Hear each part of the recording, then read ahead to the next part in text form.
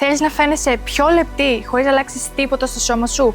Υπάρχει ένα στοιχείο στα ρούχα που αυτό κάνει όλη τη διαφορά.